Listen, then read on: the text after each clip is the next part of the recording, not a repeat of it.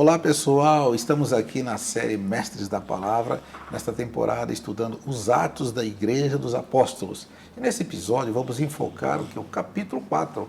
E nosso convidado é o pastor Ronaldo Guedes para comentar e poder explicar melhor tantos detalhes, né, dessa palavra tão abençoada que temos hoje aqui no livro dos Atos dos Apóstolos. Pastor Ronaldo, bem-vindo. Muito obrigado. Prazer estar aqui com vocês novamente. Que bom. E o pastor Ronaldo, ele já acompanhou a gente nos episódios anteriores. Se você não assistiu, vai lá. Esse aqui é já o 4º episódio e vale a pena você assistir os anteriores, ok? Pastor, vamos lá então. Capítulo 4, como todos os outros, muita ação, né? Não para, coisas acontecendo e o Espírito Santo agindo de várias maneiras.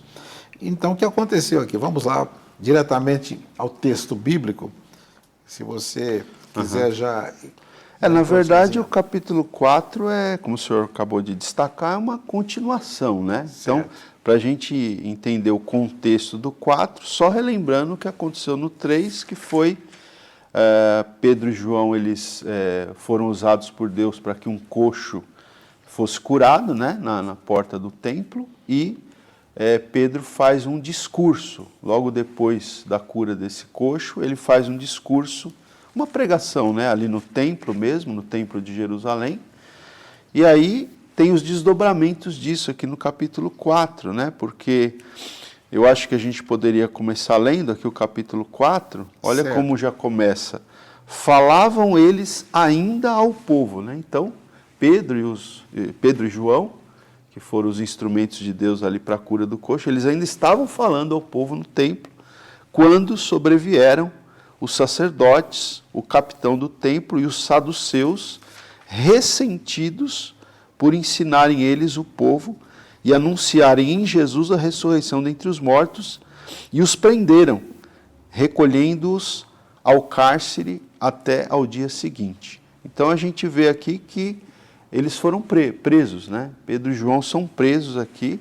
É interessante destacar, pastor, aqui, né? Por exemplo, o verso 2 fala que essas pessoas que prenderam os apóstolos, que eles estavam ressentidos, né? Ressentidos com o quê? Porque eles estavam ensinando a ressurreição dentre os mortos, né? A gente já pontuou isso aqui nos episódios anteriores, que o livro de Atos, ele vai sempre, os apóstolos, eles vão sempre testemunhar da ressurreição de Jesus, né? A ressurreição de Jesus, ela é central nas Escrituras, porque o fato de Jesus ter ressuscitado não só cumpre as Escrituras do Antigo Testamento, como é uma comprovação de que Jesus era de fato aquele que ele dizia ser, ou seja, o Filho de Deus. E há uma coisa interessante aqui, porque os saduceus, que são citados no verso 1, que foram os sacerdotes, o capitão do templo e os saduceus. E os saduceus era um grupo de judeus, né? Era uma seita do judaísmo, que eles não acreditavam na ressurreição dos mortos. Eles não acreditavam. Os fariseus, por exemplo, que era outra seita, acreditavam na ressurreição. Os saduceus não. Então o texto deixa claro que eles foram presos porque os saduceus ficaram ressentidos porque eles estavam ensinando a ressurreição dentre os mortos. Pastor Ronaldo, observando o texto, os sacerdotes estavam ali. Sim. Esses não seriam sacerdotes que pagaram os soldados para contar aquela mentira, que roubaram o corpo.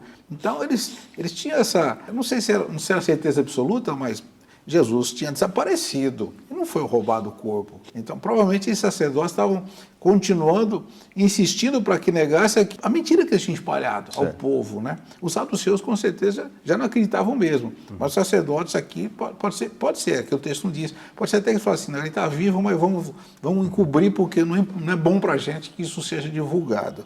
Isso. Mas, de qualquer forma, você vê que a perseguição, então, começa ali. Sim, começa a perseguição, né, que depois segue-se por toda a história da igreja até hoje. Exatamente. Mas você vê aqui já o primeiro, o começo da perseguição, logo no comecinho, né? Foram presos Pedro e João, olha só. Exatamente. Aí vale destacar também o verso 4, né, que é como se fosse um parênteses aqui, né, que diz aqui, muitos, porém, dos que ouviram a palavra, então quando Pedro e João pregam, depois da cura do coxo, ali no templo, o texto diz que muitos dos que ouviram aquela palavra aceitaram a palavra. E aqui a gente já vê que a igreja cresce, se multiplica, igreja multiplicadora. A igreja se multiplica muito, né? Porque o texto diz, subindo o número dos homens a quase 5.000. Ou seja, no dia de Pentecostes nós tivemos quase 3.000, somados aos 120, que receberam ali o derramamento do Espírito, e aqui o número já chega a quase 5.000 pessoas. Né? Então, a igreja se multiplicando aqui constantemente e muito, né, nos primeiros dias ali da igreja. E essa série exatamente, nesse caso, né, a gente está... Por que essa igreja se multiplicava tanto? O segredo, qual o segredo, né? Tinha segredo por trás disso. Vamos desvendar esse segredo, então, na palavra de Deus, né, pastor? Vai ser muito bom.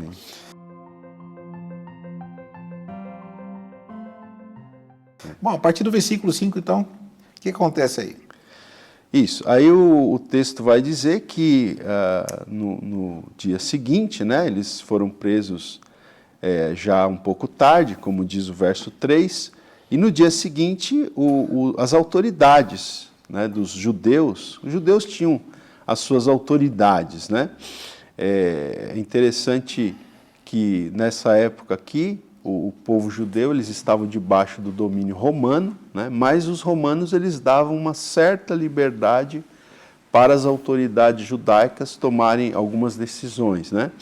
Então, o texto diz que se reuniram ali em Jerusalém as autoridades, verso 5, os anciãos e os escribas, com o sumo sacerdote Anás, e aí ele cita aqui várias outras pessoas que estavam presentes nessa reunião, né? Mas é interessante aqui, as autoridades, os anciãos, né? Os escribas. Quem eram os escribas? Os escribas eram os mestres da lei, os doutores da lei, eram os intérpretes praticamente do Antigo Testamento. Né? Eles tinham um conhecimento profundo do Antigo Testamento. É sempre bom a gente pontuar que nesse momento aqui, o Novo Testamento ainda não estava escrito. Né? Nesse momento aqui, a Bíblia que os apóstolos tinham em mãos era o Antigo Testamento. Né? E esses escribas, que aparecem muitas vezes na Bíblia, inclusive nos Evangelhos também, vai aparecer aqui em Atos, eles eram mestres da lei, eles eram doutores da lei, intérpretes da lei. Né? Então, essas pessoas se reuniram e começaram o texto no verso 7 diz, os arguíram, né? Ou seja, como se tentaram, né? Tentaram colocar aqui os dois apóstolos contra a parede, tentaram de alguma maneira intimidá-los, né? Então eles fizeram essa pergunta, com que poder ou em nome de quem fizestes isto? Né? Eles estavam intrigados, né? Porque foi um grande acontecimento, né? Um coxo andar, né? E todo mundo testemunhou ali, foi um grande acontecimento, eles estavam aqui perplexos com isso, pastor. Então, só a pergunta deles, então, bem objetiva, né? Com que poder e em nome de quem vocês fizeram isso? Essa questão em nome de quem, quer dizer, quem vocês representam? Né? Quem deu autoridade? Exatamente. De onde veio esse poder? Então, esse poder e essa representatividade para você fazer algo tão especial que, raro, lógico que eles conheciam os milagres do Antigo Testamento, vários milagres dos profetas, mas quem são vocês? Tipo assim, vocês não podem fazer isso por vocês, mas estão fazendo em nome de alguém. Em nome de quem? Né? Acho que é interessante a pergunta deles. O Pedro sempre era porta-voz, né? Pedro era o porta-voz. Então ele já toma a palavra, né? É o jeitão dele mesmo, né? Exatamente. E aí vale destacar, né? Eu acho que tem pontos assim que a gente precisa ficar bem atento quando a gente lê a Escritura, porque aqui no verso 8 diz, então Pedro, cheio do Espírito Santo, né? O texto sempre vai destacar isso, né? Cheio do Espírito Pedro, Santo. cheio do Espírito Santo, ou seja, era muito diferente daquele Pedro que negou Jesus, agora ele está cheio do Espírito Santo, não só ele, como os apóstolos, a igreja primitiva, né? E aí, o senhor estava falando, qual o segredo, né, da igreja multiplicadora? Um dos muitos segredos era que era uma igreja que estava sempre cheia do Espírito Santo, né, pastor? Amém.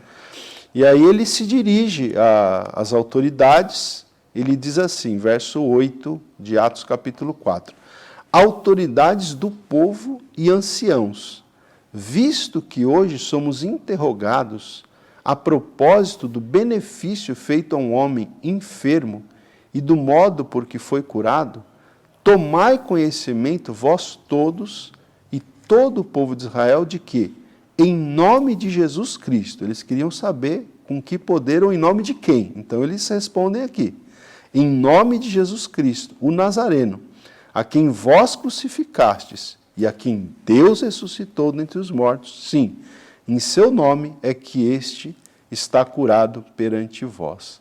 Então é bem interessante essa parte também, porque no verso 9, o Pedro ele até expõe a incoerência dos líderes, né? Ou seja, vocês estão nos interrogando porque um homem foi curado, né? Nós não cometemos crime nenhum, nós fomos usados por Deus para uma pessoa ser curada, um coxo de nascença, um milagre extraordinário foi feito, e por causa disso vocês estão nos interrogando. Mas ok, vocês querem saber em nome de quem isso aconteceu? Então eles falam, em nome de Jesus, o Cristo, né? O Messias prometido, a quem vocês crucificaram. Então veja, eles estão presos, eles estão diante do sinédrio, sendo ali interrogados, mas eles têm a ousadia de dizer, vocês crucificaram a ele, mas aqui mais uma vez o testemunho, a quem Deus ressuscitou, né? Sempre a testemunha da ressurreição de Jesus aqui. Então é em nome dele, em nome desse Jesus, desse Cristo, que esse homem foi curado. Aí a partir daí ele começa então a dizer as qualificações de Jesus, né? Assim, esse Jesus que ressuscitou, e o versículo 11, né? Isso. Ele coloca uma expressão que eles conheciam bem, né? Trazendo do Antigo Testamento, né? Exatamente. Pedra de esquina, né? A gente parece que não tem muito sentido para a gente hoje, né? Nesse contexto atual, mas para eles havia profecias, né? Exatamente. Então, ele é a pedra de esquina, quer dizer, aquela pedra que junta na construção, né, segura as paredes, ou segura, né, onde faz a junção, né? Essa pedra é muito aqui importante. diz pedra angular, Pedra né? angular, É a principal pedra, né? Isso, Que pedra dava angular. sustentação. Essa versão é importante, pedra angular, né? Ela construção. faz o ângulo. Isso. Pastor, aqui na verdade, esse versículo que o senhor está destacando, verso 11, O 11. ele está baseado, eu até deixei aqui no jeito, no Salmo 118, versículo 22. Sim, um texto messiânico. Então, exatamente, é um salmo, olha, diz aqui, Salmo 118, 22. A pedra que os construtores rejeitaram, essa veio a ser a principal pedra angular. Isto procede do Senhor e é maravilhoso aos nossos olhos. Então, é aquilo que a gente já falou nos episódios passados, né? O Senhor Jesus, ele cumpre as profecias do Antigo Testamento. É maravilhoso isso. A gente tem dezenas, se não centenas de profecias no Antigo Testamento falando sobre a vinda desse ungido de Deus, desse Messias, desse Cristo, né? E aqui eles estão falando, esse Jesus, em nome de quem esse coxo de nascença foi curado, ele é a pedra rejeitada. Que a pedra que está lá nos Salmos, né, é aquela pedra que está dita lá, ele é a pedra, e que foi rejeitada por vocês, os construtores, porque eles, como a gente falou, por exemplo, os escribas, eles eram os mestres da lei, eles eram os doutores da lei. E eles tinham a maior responsabilidade de reconhecer o Cristo. Sim. Porque eles conheciam as profecias a respeito do Cristo, né? Onde ele iria nascer, enfim, todas as profecias. E eles não reconhecem. Então, eles, como diz aqui, Jesus é a pedra rejeitada por vós, os construtores. E essa pedra se tornou a pedra angular, a principal, é a pedra de esquina, ou seja, toda a doutrina, né, tudo aquilo que a gente acredita, está alicerçado nessa pedra, nesse alicerce, nesse Amém. Fundamento que é Cristo. Amém, maravilhoso, hein? E aí, no versículo seguinte, aqui em Atos capítulo 4, versículo 12, temos um resumo do Evangelho, assim, no sentido, afinal de contas, qual é a fonte da salvação? Existe uma outra alternativa para a pessoa ser salva, se livrar, né, da condenação eterna que nós recebemos pelo pecado, Deus tem uma alternativa, a salvação, mas de onde vem essa salvação? Ele explica aqui que só tem uma fonte, né? Só um caminho mesmo, né? Exatamente. Versículo 12, né? Atos 4, versículo 12. Isso, exatamente. Pode ler, pastor. Então, aqui, gente, esse versículo ele é fundamental, né? Você que está acompanhando aí a série, se puder, até grifa esse versículo na sua Bíblia, porque ele é um versículo fundamental. Tem uma verdade aqui muito grande, né? E fundamental. Então, ele diz aqui, então Pedro está ali respondendo, né, às autoridades e ele diz, e não há salvação em nenhum outro. Ou seja, vocês querem saber em nome de quem esse coxo foi curado? Foi em nome de Jesus, ele que é a pedra angular, e tem mais, ele diz, não há salvação em nenhum outro, porque abaixo do céu não existe nenhum outro nome dado entre os homens pelo qual importa que sejamos salvos. Então a gente tem que, esse versículo aqui, ele mostra para a gente que a salvação, ela é em Jesus, não há nenhum outro nome, né? Não podemos encontrar e receber a salvação em nenhum outro nome, senão o nome do Senhor Jesus. Aqui nos faz lembrar, né, palavras do próprio Senhor Jesus, eu sou o caminho, e a verdade e a vida, e ninguém vem ao Pai senão por mim. Não há outro meio, não há outro caminho, não há outro nome pelo qual importa que sejamos salvos, senão o nome de Jesus. Nós estamos vendo aqui que Pedro também tem muita ousadia nesse momento, porque era só cheio do Espírito Santo para ser assim, tão ousado a ponto de enfrentar todas aquelas autoridades que estavam ali, que eles podiam sentenciá-lo, né? Mas ele estava cheio do Espírito Santo, e isso lhe deu ousadia para então fazer essas afirmações vigorosas, é isso? E chama a atenção até deles, até a própria ousadia dele, né? Com certeza, O verso 13 do capítulo 4 de Atos diz assim, ao verem a intrepidez de Pedro, então as autoridades dos judeus ficaram, né, impressionadas com a intrepidez, por quê? Olha só o texto. Ao verem a intrepidez de Pedro e João, sabendo que eram homens iletrados e incultos, admiraram-se, né? O próprio texto aqui, Lucas, o escritor, ele destaca que Pedro e João, eles eram pescadores, né, pastor? Eles eram homens sem muito estudo, né? Não tinham muita cultura, mas eles estavam cheios do Espírito Santo. E é isso que faz a diferença na nossa vida, né, pastor? O estudo é importante, tudo, né? Mas o que nós precisamos realmente como igreja é essa intrepidez, sim, vinda do Espírito Santo, né? Eu até anotei aqui, olha, mesmo homens iletrados e incultos, quando cheios do Espírito Santo, eles falam e agem com intrepidez e causam admiração, porque o texto diz que eles ficaram admirados, né?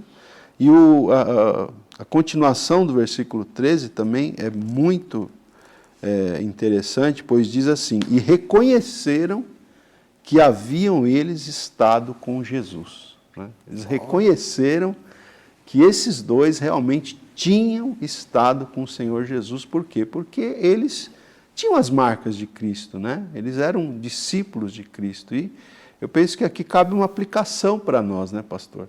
Será que a sociedade na qual nós estamos inseridos, né, a nossa vizinhança, os nossos colegas de trabalho, será que eles têm reconhecido que nós também temos estado com Jesus? Depende do resultado das nossas ações, né?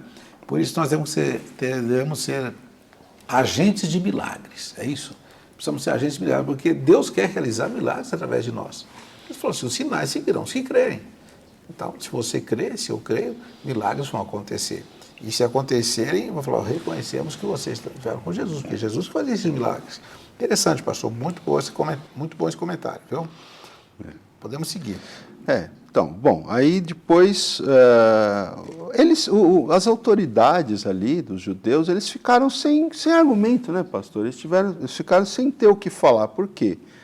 Os apóstolos não tinham cometido nenhum crime, eles tinham sido instrumentos de Deus para que um coxo de nascença, que o texto até diz no verso 22, que tinha mais de 40 anos que ele estava nessa situação, né, porque ele era de nascença, Esse homem tinha sido curado milagrosamente, tinha entrado no templo pulando, louvando a Deus, conforme a gente viu no episódio anterior. Então, assim, que eles iam acusar os apóstolos do quê, né? O verso 14 diz, vendo com eles o homem que fora curado, ou seja, de alguma forma fizeram com que esse ex-coxo agora estivesse também ali, junto com os apóstolos, sendo interrogados ali pelo Sinédrio, né? Então, eles viram com eles o homem que fora curado, eles não tinham o que dizer em contrário, né? E aí as autoridades pedem para Pedro e João saírem um pouquinho da reunião ali, e aí eles conversam entre eles ali, né? As autoridades dos judeus ali, os escribas, os sacerdotes, os anciãos, eles conversam entre eles e perguntam, o que nós vamos fazer então diante de tudo isso? Porque não tem como a gente negar, né?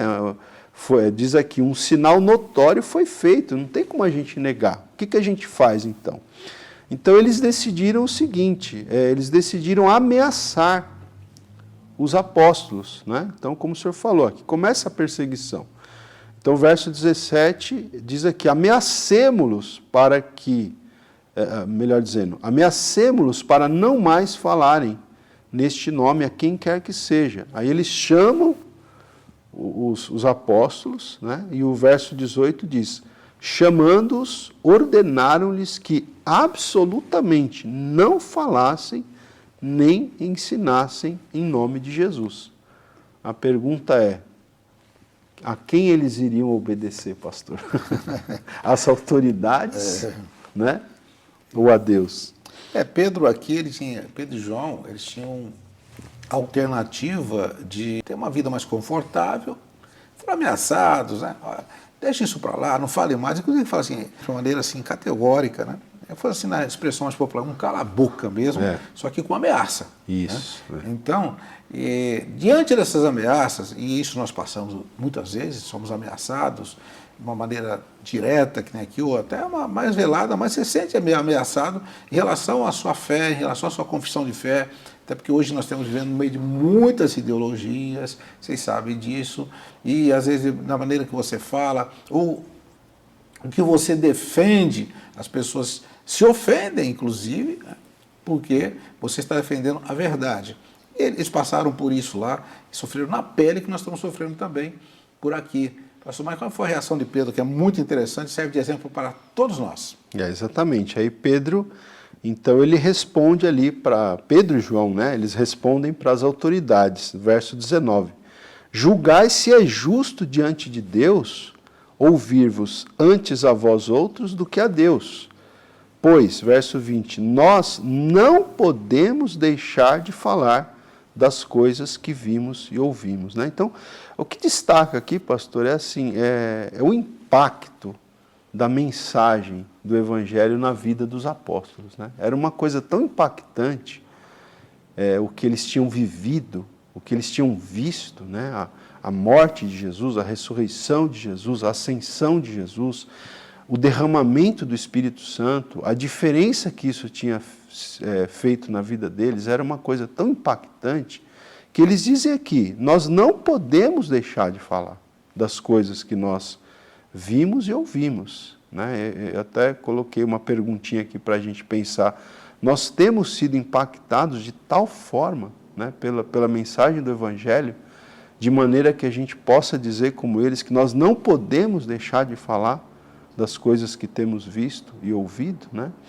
E outra pontuação importante aqui também, o senhor mencionou agora há pouco, né, que a igreja, né, atualmente, eu acho que não só no Brasil, mas no que a gente chama de Ocidente hoje, Europa, Estados Unidos, Canadá, né, a gente tem realmente sido confrontado, né, por ideologias não cristãs, né, por princípios não cristãos, e aí a gente fica diante de um dilema, a gente vai obedecer aos homens ou obedecer a Deus? Claro que a gente tem que ter sabedoria na nossa maneira de se portar, de falar, mas eles falaram aqui que antes importa obedecer a Deus do que aos homens, né? Então, assim, nós cristãos, nós temos que ser os melhores cidadãos, pastor. Com certeza. Os melhores cidadãos, né? Mas se as leis do nosso país, de alguma maneira, vão contra o que a palavra de Deus determina, nós ficamos com a palavra de Deus, né? A palavra de Deus, para nós cristãos, tem maior autoridade do que as leis do nosso país, né? Enquanto as leis do nosso país não contrariam a palavra de Deus, nós temos que ser os melhores cidadãos e obedecer às leis do país. Agora, se alguma lei, alguma determinação do Estado vai contra o que nós cremos, o que a palavra de Deus diz, o que Jesus orienta, então a gente fica com a palavra de Deus. Esse é um ponto importante, né, pastor? Porque parece uma incoerência, porque o próprio Pedro, lá na frente, na carta dele, ele fala que é para honrar o rei, obedecer às autoridades, mas não é uma incoerência, porque está colocando a questão de níveis de autoridades. Né? Ele fala assim, é justo ouvir vocês, que são autoridades políticas, autoridades que têm um poder, né, de punir, inclusive, né? O caso deles ali que estavam reunidos ameaçando que podiam, inclusive, até, dependendo do caso, condenar a morte, como foi o caso que eles fizeram com Jesus. Sim. E então, Pedro falou, mas não podemos ouvir vocês, né, se nós temos uma ordem acima disso. Vamos ouvir vocês ou ouvir a Deus? Então, nós devemos ser os melhores cidadãos, temos que ser exemplares em tudo, obedientes à lei, seguir a lei, exceto quando essa autoridade terrena ou política vai contra a autoridade de Deus. É só nesse caso que é uma exceção para nós. Ok? Então sejamos obedientes às autoridades. Amém. Amém? O apóstolo Paulo também fala sobre isso. Né? A orientação do Novo Testamento é que nós obedeçamos, né? Sim. Às autoridades. Bom, e aí depois o verso 21 diz aqui que as autoridades, né, ameaçando-os, mais ainda o soltaram. Então, você vê que a palavra ameaça aparece aqui no verso 17, aparece no verso 21, pelo menos, que eu estou achando aqui, mas soltaram porque não tinha como, né, castigá-los. O texto diz, por causa do povo, porque todos glorificavam a Deus pelo que acontecera, né? Foi um grande milagre. E aí depois, uma vez soltos, né, pastor, eles vão procurar os irmãos e vão contar aos irmãos, né, vão contar à igreja o que tinha acontecido.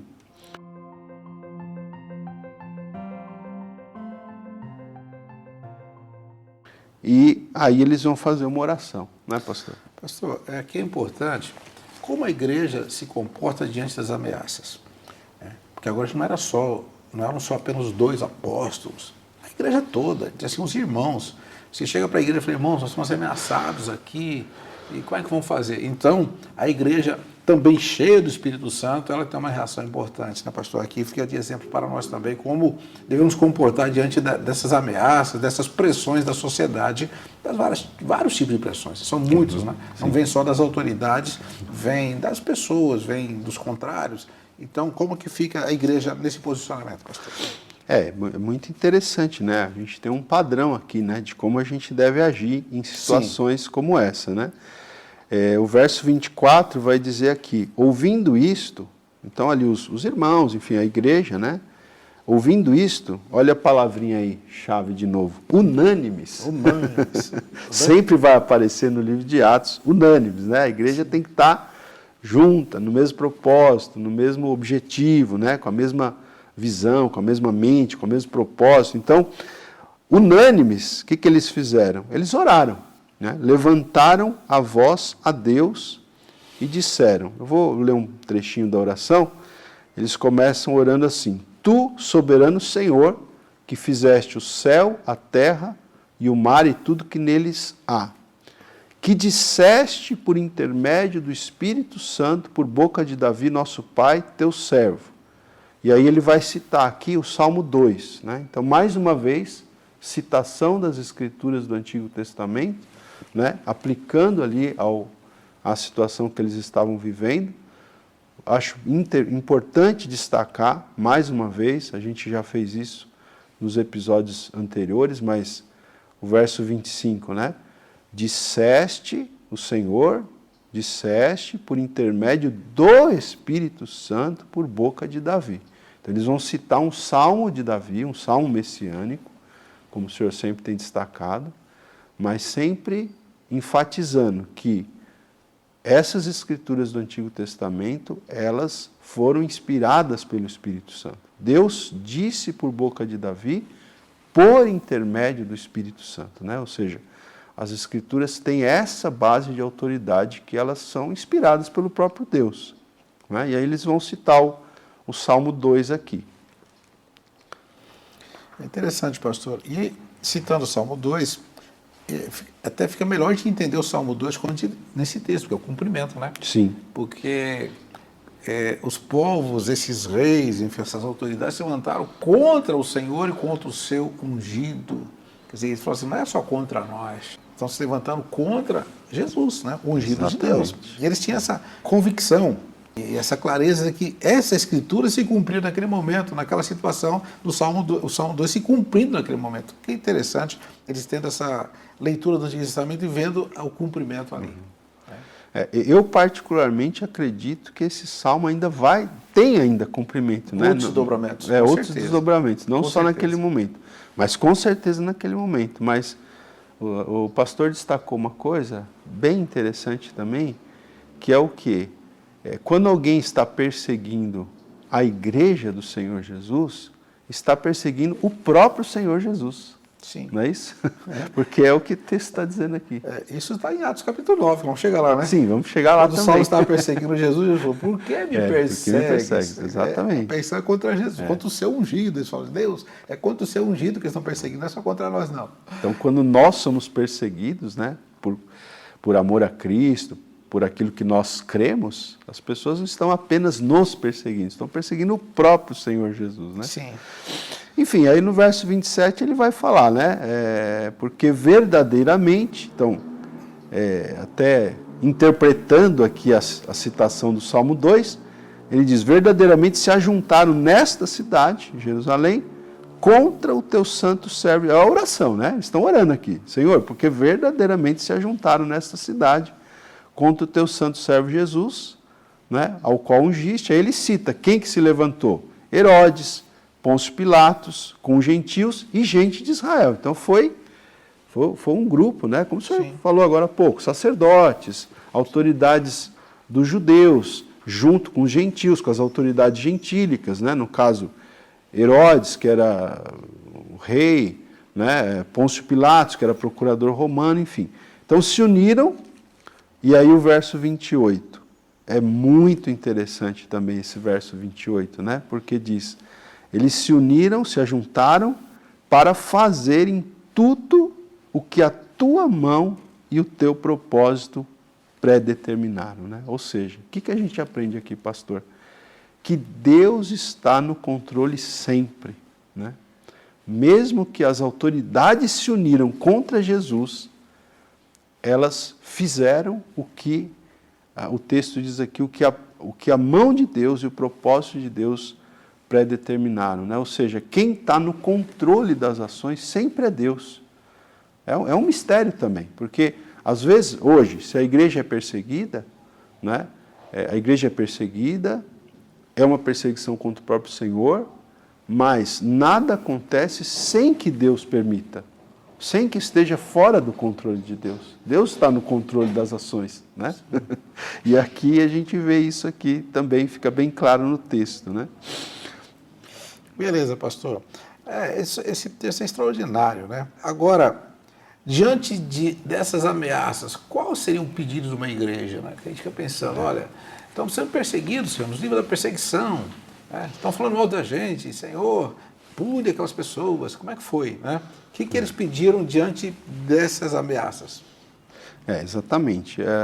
A gente vê, né, que até nesse contexto de perseguição é que nós vamos ver, né, quem é quem, né, pastor? Mesmo hoje, no contexto que a gente está vivendo hoje da igreja, né, a gente vai ver quem é quem. Porque, de fato, a oração que eles fizeram, verso 29, eles dizem, agora, Senhor, né, diante de tudo isso, eles falaram aqui, eles oraram, Senhor, olha para as suas ameaças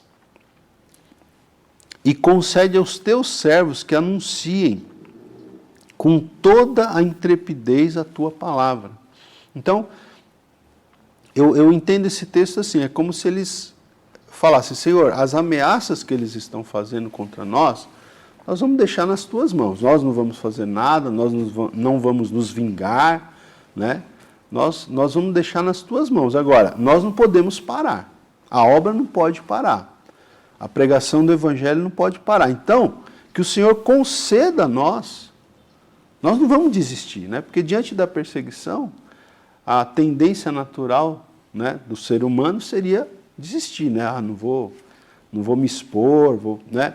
Mas não, eles estão decididos, mesmo diante das ameaças, diante da possibilidade até da morte, como o senhor falou, da prisão, da morte, que vai acontecer várias vezes em Atos, eles vão ser presos, alguns deles vão ser mortos, de fato, né? Mas eles têm a decisão, olha a intrepidez da igreja primitiva, eles têm a decisão de que eles não vão parar e eles pedem que Deus conceda a eles intrepidez. Quer dizer, mais ousadia. Mais ousadia. Para que eles continuem pregando. Certa vez eu ouvi um pastor comentando esse texto, e ele usou uma frase que eu nunca mais esqueci. Ele falou assim, que a igreja aqui, ela não pediu pés ligeiros para correr, mas ombros fortes para suportar. Ou seja, eles não pensaram em fugir da missão. Pelo contrário, Senhor, nós vamos continuar, nós só te pedimos que o Senhor nos dê ombros fortes para a gente continuar, intrepidez, né? E o verso 30, enquanto estendes a mão para fazer curas, sinais e prodígios, por intermédio desse nome, do nome do teu santo servo Jesus. Aleluia. Isso é até um desafio para nós, quando oramos pela igreja perseguida, no modo geral, vai ser para a nossa oração, talvez com essa mente mais pode dizer assim, a gente fica se condoendo, né, pela situação dos nossos irmãos. Agora, recentemente, um país foi... tinham várias notícias assim de perseguição, de crentes mortos, igrejas queimadas. Senhor, faz alguma coisa para que aquilo parar, que se cesse a perseguição. Mas aqui a gente percebe que Deus tem um plano tão maior, que para nós não está acima do nosso entendimento, de que também fazia parte esse sofrimento que eles tinham que passar, que eles entenderam isso e não pediram simplesmente, Senhor, que eles parem e que não haja mais perseguição, dá-nos ousadia e que possam fazer mais milagres ainda. Já foi curado um coxo, o Senhor queria fazer mais milagres, mais milagres, mais milagres. A nossa resposta para essas ameaças é fazer mais milagres. E para isso precisamos de ousadia e poder do Espírito Santo. E isso foi tão tremendo, né, porque acontece uma coisa quase que assim, muito incomum nesse momento, né? A gente, quando ora no Espírito Santo, a gente sabe, sente aquela alegria, aquele fogo gostoso, mas aconteceu algo mais aqui, né, pastor? Tem algo mais muito interessante. Sim, o texto vai dizer que quando eles, então, terminam a oração, verso 31, tendo eles orado, tremeu o lugar, né, onde estavam reunidos. Então, o lugar tremeu aqui, a gente entende que é uma ação de Deus ali, sobrenatural, o lugar tremeu. E o texto volta a afirmar, né, que eles ficaram cheios do Espírito Santo e com intrepidez anunciavam a palavra de Deus. Ou seja, eles não se intimidaram, eles continuaram no propósito, na missão que Deus tinha concedido a eles. Essa palavra intrepidez, né, que é assim, mais ousadia, naquela coragem assim, incomum, né? Algo assim, com muita...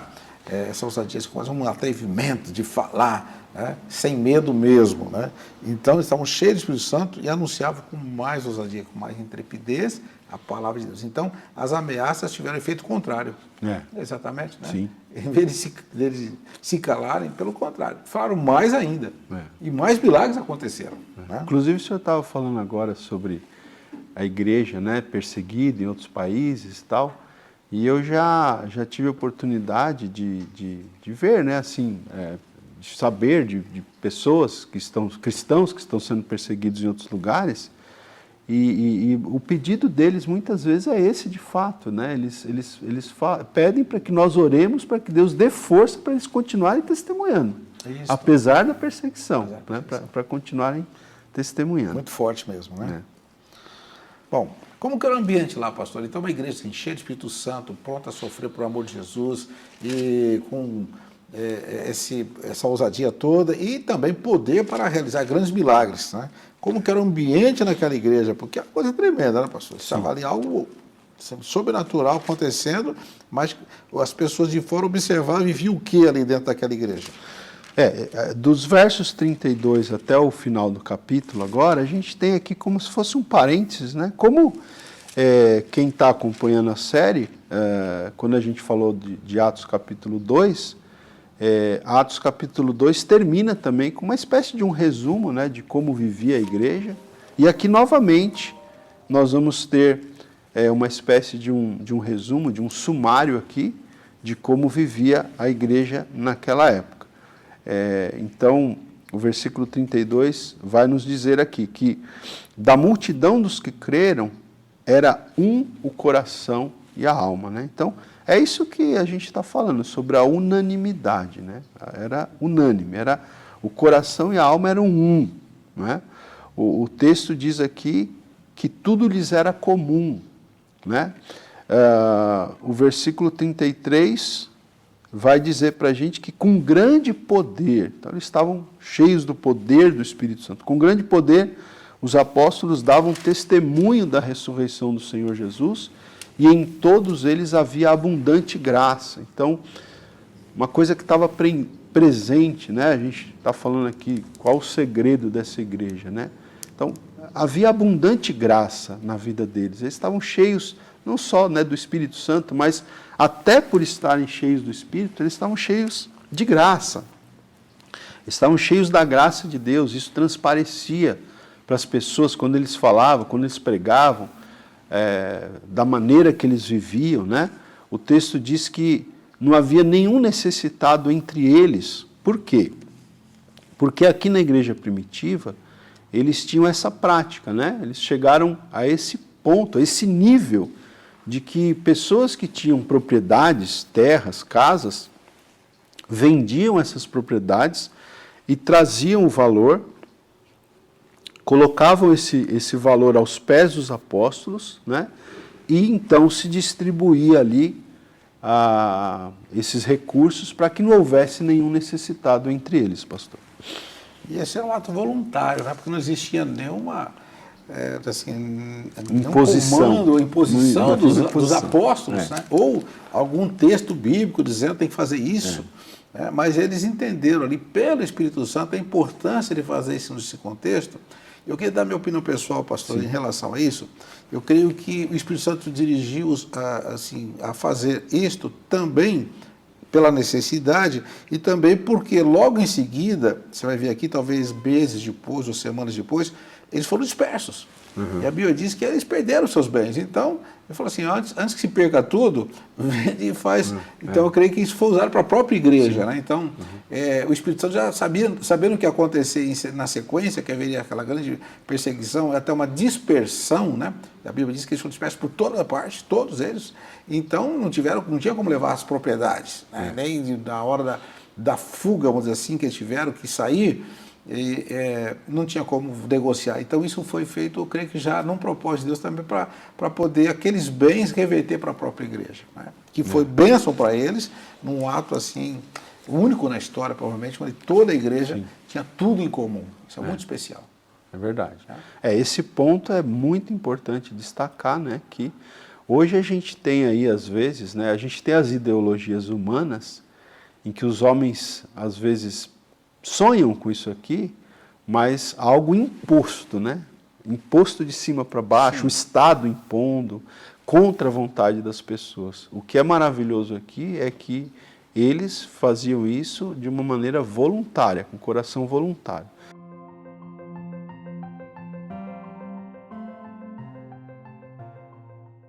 E para fechar o capítulo, né, pastor? Aí a gente tem aqui, entra em cena um personagem que vai ser importante no livro de Atos, né? Inclusive vai ser muito importante na vida do apóstolo Paulo, que é Barnabé. Então o texto vai dizer para a gente que José, verso 36 do capítulo 4 de Atos, José, a quem os apóstolos deram o sobrenome de Barnabé, que quer dizer filho de exortação, levita natural de Chipre, como tivesse um campo, vendendo, trouxe o preço e o depositou aos pés dos apóstolos. Né? Então, na verdade, até deixando aqui como cenas dos próximos capítulos ou dos próximos episódios, aqui é uma deixa que Lucas vai deixar para a gente entrar no capítulo 5 com uma história que vai acontecer aí muito interessante também. Mas só para fechar aqui, pastor, eu gostaria de destacar aqui, né, Barnabé, diz o texto, que quer dizer filho da exortação. Então, os próprios apóstolos deram esse sobrenome para... O nome dele era José. O texto diz, a quem os apóstolos deram o sobrenome de Barnabé. Por quê? Porque esse homem, José, que foi chamado de Barnabé, ele tinha, né, um dom maravilhoso, ele tinha assim, uma característica ministerial maravilhosa, que ele era uma pessoa que exortava. Né? Diz aqui, Barnabé, que quer dizer filho de exortação. Né? Pastor, dá licença. Pois não. Em outras versões, só para quando eu creio que uma versão completa a outra versão bíblica, no sentido de ampliar, né? Ampliar o conteúdo, porque fala assim, filho da consolação, que também seria um paralelo interessante a considerar, né? Sim, exatamente. As características dele como pessoa e como dons que ele tinha de exortar no sentido de consolar, isso foi tão forte nele que virou tipo como se fosse um cognome. Né? O sobrenome dele, por causa da característica a partir não se falava dele. de José, fala de Barnabé. Exatamente. Sempre aparece como Barnabé. Porque às vezes o pessoal, essa palavra exortação, né, pode parecer uma coisa assim mais pesada, mais rígida, mas é exatamente o que significa a palavra, né? A palavra significa consolação ou dar estímulo, animar, encorajar, aconselhar, motivar. Esses são os significados dessa palavra. Então, sim, Barnabé ele tinha essa característica que eu penso que, assim, claro, que era um dom, uma característica ministerial, mas que possa nos incentivar, né, pastor, a sermos assim também, né? Seria também uma expressão assim, muito motivadora. Isso, motivava as pessoas. Encorajador. Encorajador. Né? Então, acho que isso essa é a ideia do exortar, né? Exatamente. De encorajar, exatamente. Motivar, animar. Empurrar mesmo, animar. Então, esse era a característica. Seria muito bom andar com o Barnabé, né? Sim, o Paulo gostava dela, né? Com certeza. Tem o Barnabé do lado, né? Sempre animando a gente, sempre animando. Que benção, que benção. Sejamos Barnabés, nesse sentido aí, tá? Bom, e aí ele segue o exemplo também, né, da igreja, no sentido que ele tinha propriedade, né? Como que ele fez aí, então? Fica o fechamento do capítulo, né? Isso, aí ele tinha um campo, né, diz aqui, ele vende esse campo e traz o valor que ele conseguiu, né, pela venda do campo e coloca aos pés dos apóstolos, como muitas outras pessoas estavam fazendo, para que não houvesse necessidade ali na igreja primitiva. Só explicando também, né, pastor, a expressão pés dos apóstolos, não era pés no sentido literal, era figurar no sentido sob a responsabilidade deles, né? Sob os cuidados deles. Né? Então, eu dizia, o fulano aprendeu aos pés de Gamaliel, trouxe aos pés dos apóstolos, só para ficar, algumas pessoas pegam literalmente, não tem sentido. Sim. Mas aqui é o contexto do Novo Testamento, usa muito essa expressão, né? Aos pés de, significa aos cuidados de, ou então sobre a responsabilidade, sobre os cuidados, essa é a ideia. Isso, exatamente, bem colocado. Pastor, nós estamos fechando então esse episódio, muito interessante, e você já falou do próximo episódio que vai falar dos personagens e de manifestações sobrenaturais que impactaram toda aquela sociedade. Vamos deixar para falar isso depois, tá? Isso. Não podemos antecipar muito não, porque deixar esse suspense, tá? Não perca as cenas do próximo episódio. Que Deus abençoe vocês. Pastor Ronaldo, mais uma vez, muito obrigado. Eu que agradeço. Tá bom? Amém. É muito bom ter você aqui. Continue conosco, é muito importante, está sendo muito edificante. Continue lendo Atos dos Apóstolos diariamente. Você vai ser muito abençoado, muito edificante. Está ali o capítulo 4, que foi o que nós estudamos hoje. Já pode se preparar, lendo o capítulo 5 para o próximo episódio. E assim, que Deus te abençoe, em nome de Jesus.